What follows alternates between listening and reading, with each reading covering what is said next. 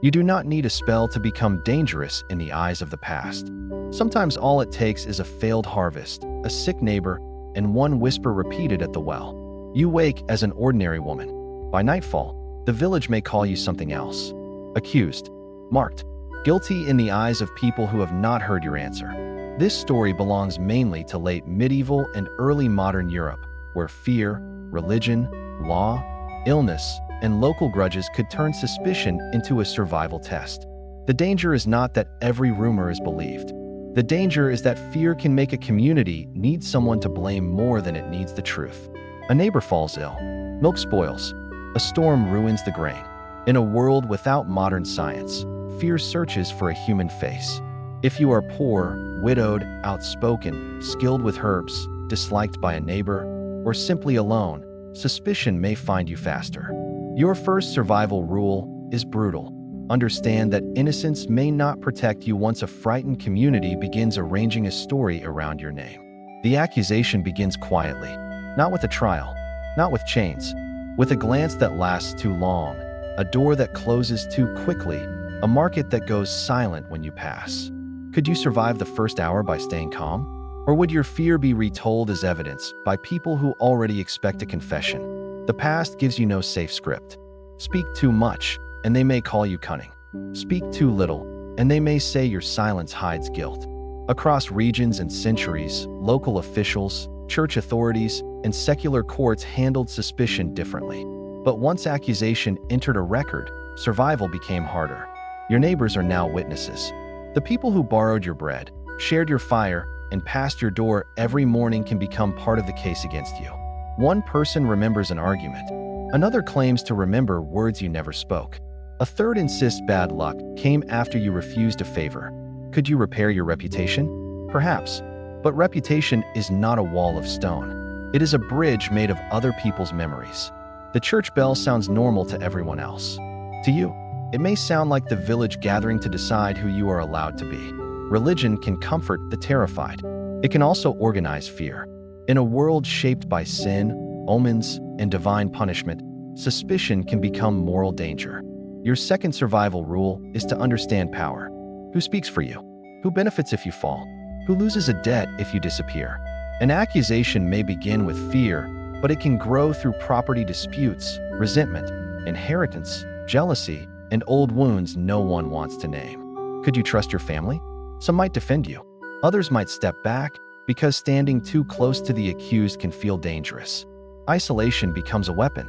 Once people stop entering your home, you lose witnesses, protection, trade, food, and the small alliances that keep a person alive. The third danger is questioning.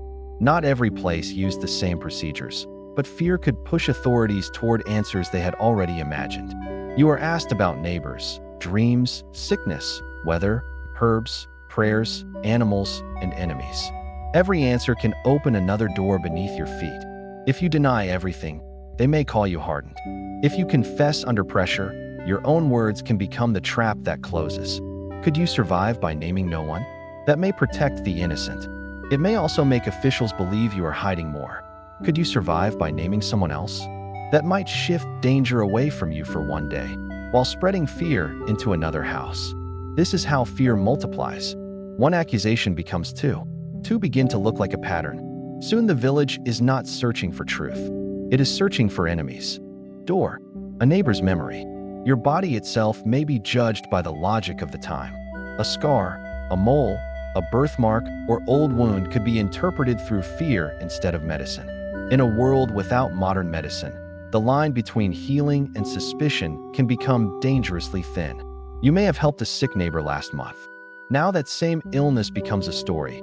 You knew too much, arrived too quickly, or acted in a way others did not understand. Your fourth survival rule is restraint. Do not look proud. Do not look broken. Do not look angry. Every expression can be retold, but restraint costs energy. Hunger, cold, sleeplessness, and fear can make even the innocent sound uncertain. The village outside continues living. Bread is baked, doors open, fires burn, but your world has narrowed to a bench, a question, and the next rumor. If you are released, survival is not over. The accusation may remain attached to you like smoke and wool. How do you buy bread from people who watched you questioned? How do you draw water from a well where your name became a warning? You may move away if you can, but roads are dangerous, money is scarce, and a stranger with a damaged reputation is still vulnerable. You may stay if you must, but staying means every future misfortune may reopen the same wound. And if the court does not release you, the danger grows heavier. The case becomes public. Your name becomes a warning told from house to house. In some regions, punishment could be severe, but the story must be told carefully. The true horror is not spectacle. It is the machinery of accusation. Could you survive the waiting? Hours stretch. A candle burns down. Every footstep outside the door becomes a possible sentence. The body is tested by cold and hunger. The mind is tested by uncertainty. The spirit is tested by being doubted by everyone you know. One ally can change everything. A respected neighbor, a relative, a priest, or a local official may slow the story before it becomes a verdict. But allies risk their own standing. To defend the accused is to stand close to suspicion, even without violence. Your safest possessions may be ordinary. Proof you were somewhere else, someone who remembers, a debt repaid, a favor not forgotten. The terrifying truth is that survival may depend less on what you did than on who believes you. Could you remain human in their eyes? Or would fear turn you into a symbol before you could speak for yourself? To survive, you must read the room faster than the room reads you. Who is angry? Who is afraid? Who is ashamed? Who wants your land, your silence, your confession, or simply an answer for their pain? Every survival path has a cost. Confess and risk becoming proof. Deny and risk seeming defiant. Accuse another and become part of the same fear. The village that once knew your name may never hear it the same way again. Accusation changes not only your safety, but your identity. Some accused women were acquitted. Some fled. Some were punished. Many endured the damage long after officials moved on. History often records judges, pamphlets, laws, and panic. It rarely records what it felt like to hear your own name become danger.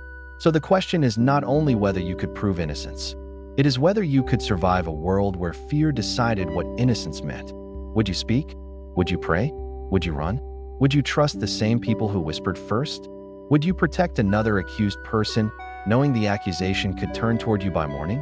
Would you hide herbs, destroy letters, avoid the well, lower your eyes, and hope the next storm lands blame somewhere else? The past gives little mercy to the misunderstood. It often tests the lonely first. One whisper can become a hearing. One hearing can become a record. One record can become something your life cannot escape. And all of it can begin without a single impossible event. Only fear, bad luck, illness, hunger, and the human need to blame. No spell, no proof, no safe answer. Just a frightened village, an accused name, and a door closing behind you. Could you survive this?